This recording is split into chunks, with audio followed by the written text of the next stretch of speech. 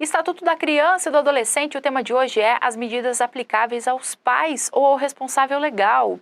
Artigo 129 na veia. Vem comigo.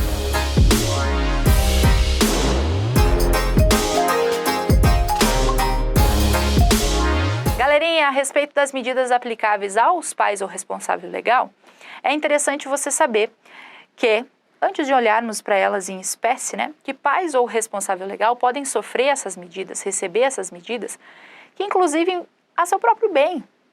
Pais ou responsáveis que estão passando por um momento delicado, envolvidos com algum tipo de drogas, álcool, e não conseguem mais dirigir aí, a sua família, ter o poder familiar saudável.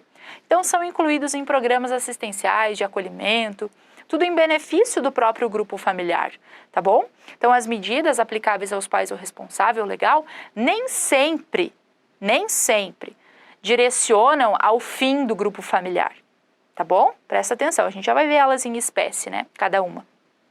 Agora, é claro que quando for o caso dos pais ou responsável ser o próprio violador de direito de criança ou adolescente, ameaçando a vida, a integridade, a saúde, bom, aí sim, Aí a medida pertinente aqui pode, inclusive, afastar esses pais ou responsável do convívio, que é o que nós temos aqui no nosso slide.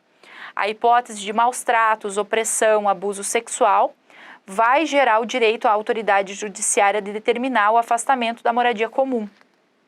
Tá bom, gente?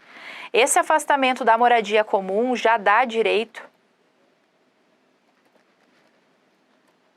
/ dever até, a prestação de alimentos, tá? Por parte do filho, da filha, a prestação de alimentos. Tá bom? Então, são observações interessantes. E aí você cai direto nas medidas que são aplicadas, as medidas em espécie, desde o encaminhamento a programas de apoio, encaminhamento para tratamento psicológico, psiquiátrico, Você vai ter a situação da matrícula aqui, gente, da frequência escolar, que são obrigações da família também, dos pais. E por fim, as minhas medidas mais queridas e favoritas são as últimas, 4, advertência, a perda da guarda, a destituição da tutela e a suspensão ou perda do poder familiar. Porque são as mais rígidas, Você vai mexer mesmo com o grupo familiar. E qual é a pegadinha desse parágrafo único aí, gente? Na aplicação das medidas 9 e 10, que eu coloquei aí em negrito para vocês, nós temos que observar os artigos 23 e 24. Ou seja, para destituir a tutela, para suspender ou destituir o poder familiar de uma família, gente, você vai levar em consideração os artigos 23 e 24 que dizem o quê? 23 fala que a falta ou carência de recursos não destitui ou suspende poder familiar em regra. E o 24 fala que você ser bandido, a condenação criminal genérica, em qualquer tipo penal aleatório, também não pressupõe suspensão ou perda do poder familiar. Só que aqui, com relação à condenação criminal, a gente tem aquelas exceções, que são pais que cometem crimes dolosos com regime inicial de reclusão contra quem detenha poder familiar idêntico ao seu ou descendentes. Então, condenados criminalmente por tais tipos penais, poderão sim ser destituídos do poder familiar. Mas veja, exceções. Certo, gente? Quando nós falamos as medidas, até colacionei aqui para vocês o 23 e 24, olha como eu fui boazinha, Coloquei aqui para vocês.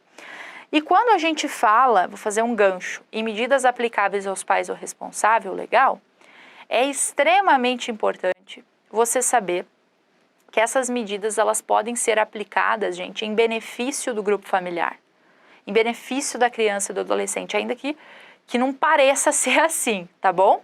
Na nossa próxima dica, que eu selecionei um tema muito legal, que é com relação ao conselho tutelar, que cai demais em prova, eu selecionei um vídeo específico sobre o conselho tutelar. E daí nós vamos falar que o conselho tutelar é também autoridade, ou seja, órgão criado para zelar pelo ECA. Então, o conselheiro tutelar será a autoridade fiscalizadora da atuação dos pais ou responsável junto ao poder familiar. Então, os conselheiros têm também essa incumbência de ir lá visitar em loco o grupo familiar.